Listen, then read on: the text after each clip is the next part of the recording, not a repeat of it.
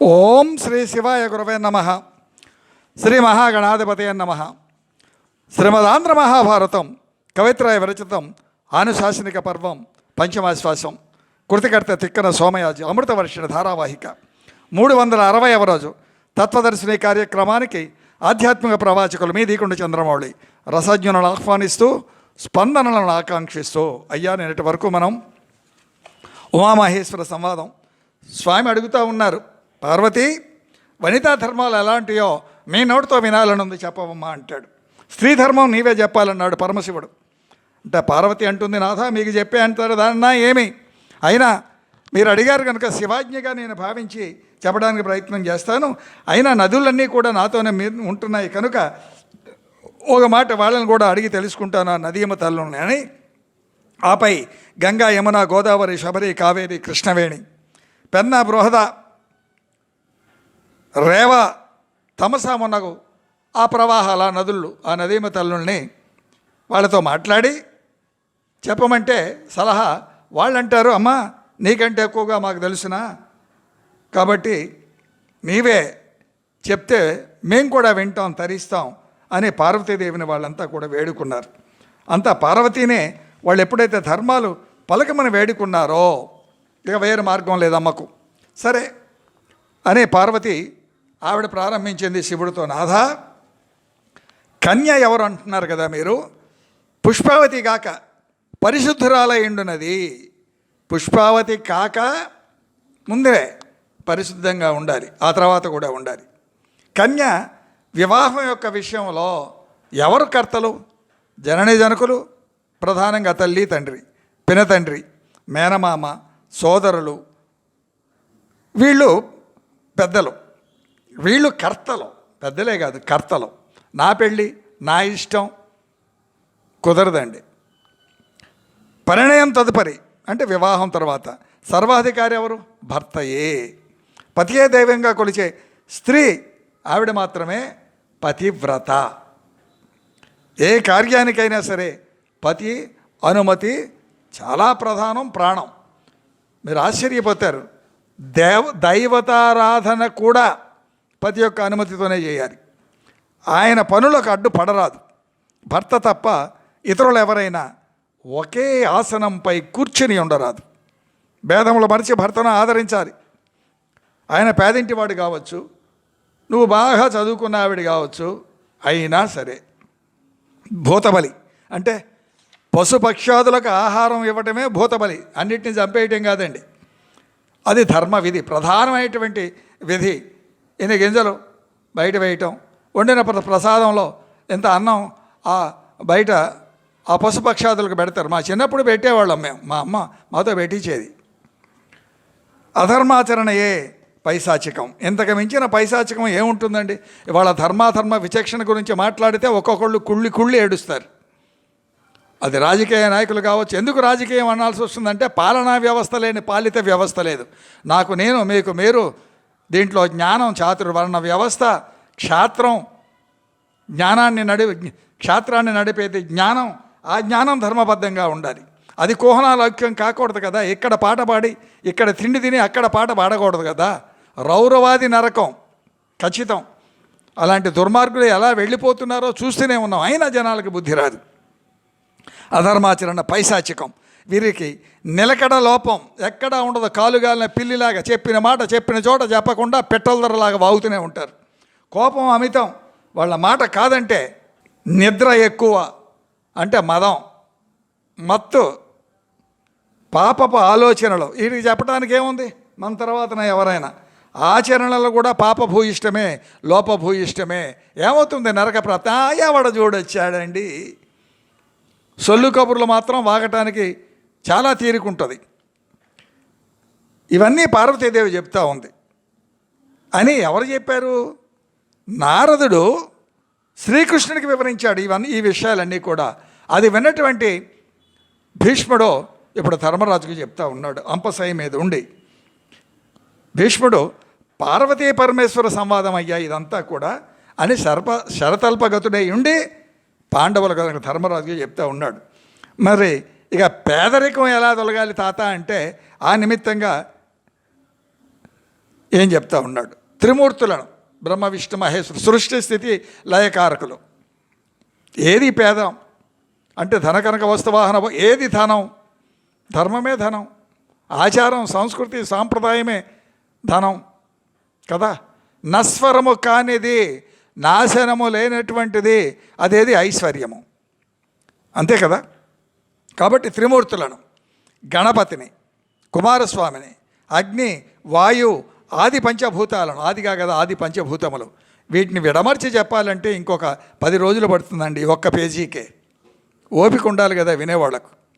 చంద్ర సూర్యులను, ఇంద్ర, వరుణ, యమ, కుబేర, కామధేను, సప్త సముద్రములను, గంగాది పవిత్ర నది తీర్థములను, సప్త మరుత్తులను అంటే 7 వాయువులు, అవేంటో లోగడ చెప్పాం.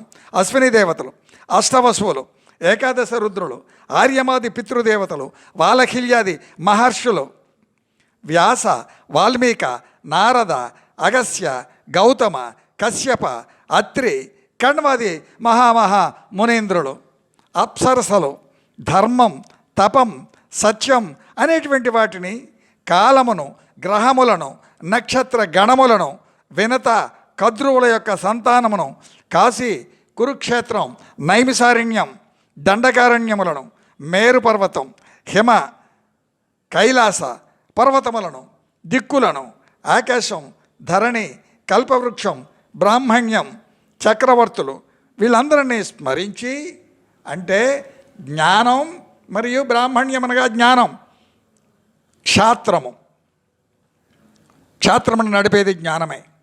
వీళ్ళని స్మరించి వీరంతా నాకు ఆయురారోగ్య భోగ భాగ్యములను అనుగ్రహింతురుగాక అని ఆకాంక్షించి వాసుదేవుని, లోకానాథుని, లోకాలోక ప్రధానుని ఉత్పత్తి స్థానాన్ని, అక్కడి నుంచే వస్తున్నాయి, అక్కడే లయమవుతున్నాయి, స్మరించి జపించాలి. ఇది జపం.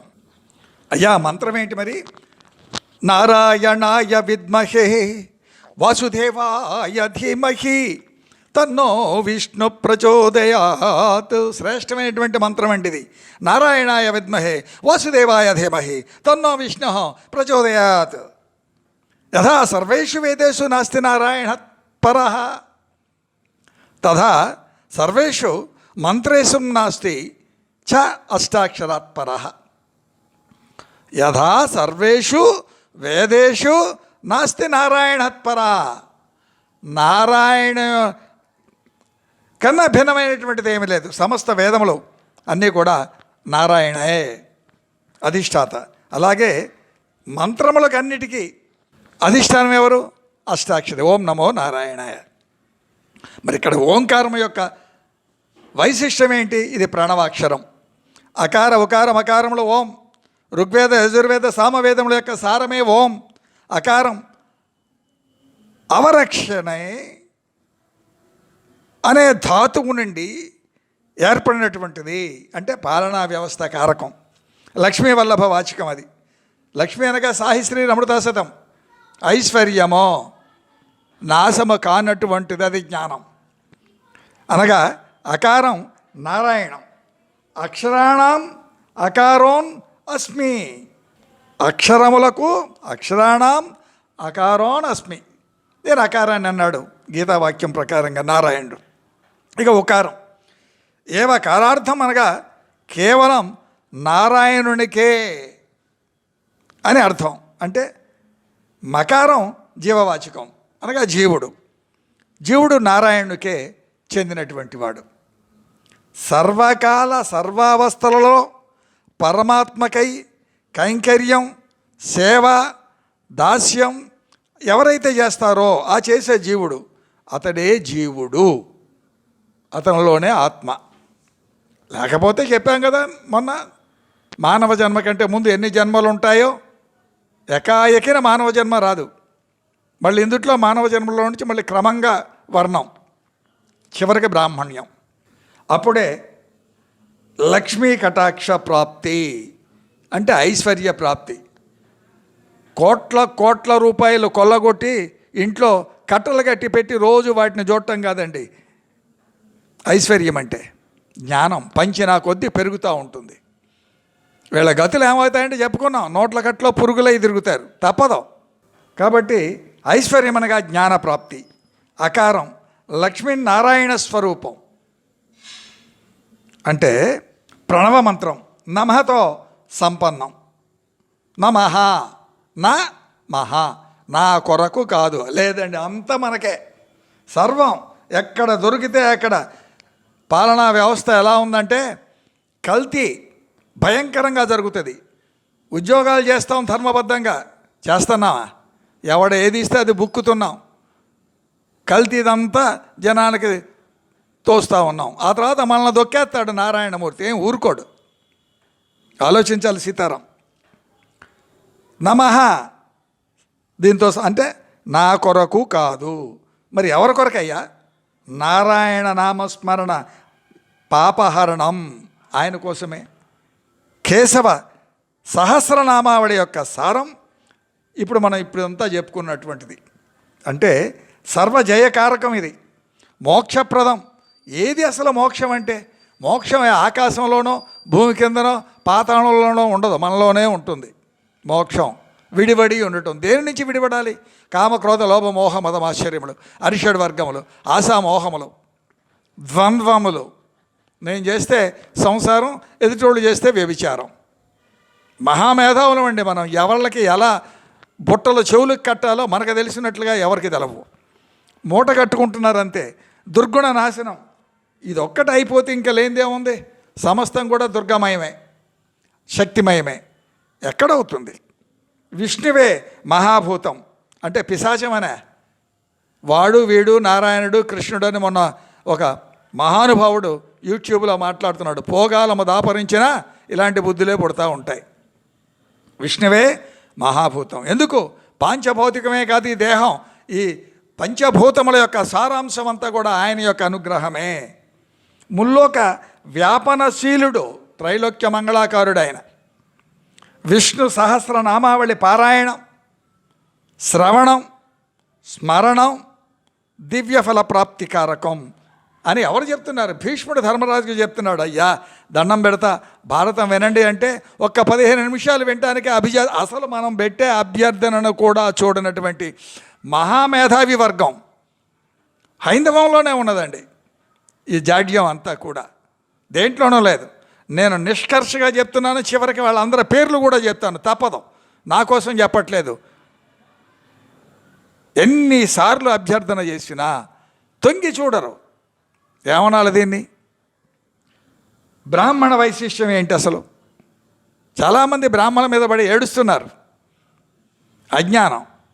అసలు ఏంటి బ్రాహ్మణ వైశిష్ట్యం? బ్రాహ్మణులు పూజ నమస్కారములకు యోగ్యులో. బ్రాహ్మణేన హంతవ్య, బ్రహ్మజ్ఞానేన బ్రాహ్మణ. 84 లక్షల జీవరాశులలో మానవ జన్మ వస్తే వచ్చిన జన్మలో మళ్ళీ చివరకు బ్రాహ్మణ జన్మ.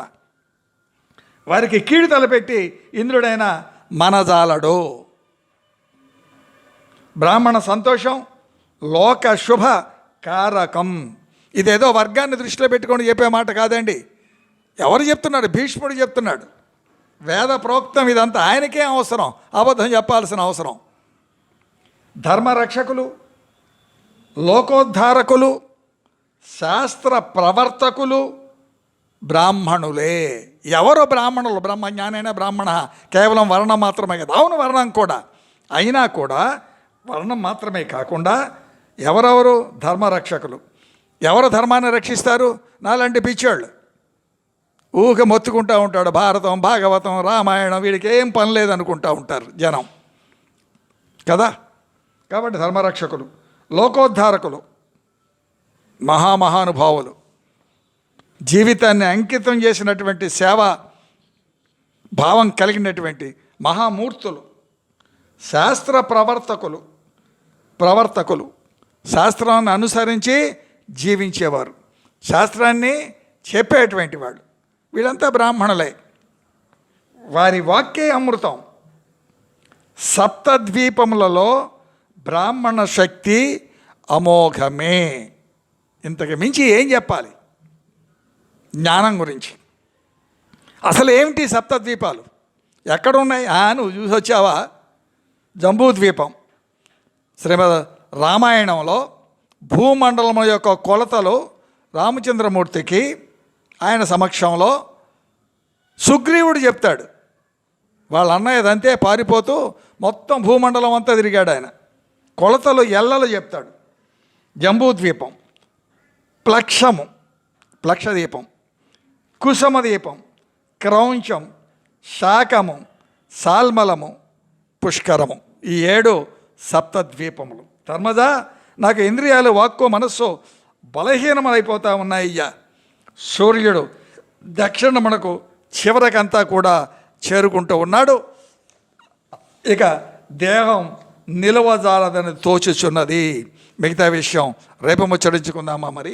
స్వస్తి ప్రజాభ్య పరిపాలయంతాం న్యాయేన మార్గేణ మహిన్మహీష గోబ్రాహ్మణేభ్య స్వమస్తు నిత్యం లోకా సమస్త సుఖినో భవంతు. ఏత సర్వం శ్రీ సీతారామచంద్ర చరణారవిందార్పణమస్తు. ఓం శాంతి శాంతి శాంతి. అయ్యా శివాజ్ఞగా శ్రీ వెంకటరామ నారాయణులకు సమర్పించబడుతున్నటువంటి ఈ కార్యక్రమాన్ని మనవి ఆదరించే ప్రార్థన. శ్రీ రామా ఛానల్ యూట్యూబ్లో వినండి. బ్లూటిక్లు ఇచ్చి మాయం చేయకండి. రసవత్తమైనటువంటి ఘట్టం ప్రాణప్రదం. దయతో వినండి. గడప లోపల గుణం గడప దాళితే హిందవడం ధర్మో రక్షిత రక్షిత. ఆచరణతో ధర్మం రక్షించబడుతుంది. నినాదములతో కాదు సుమ. సీతారాం.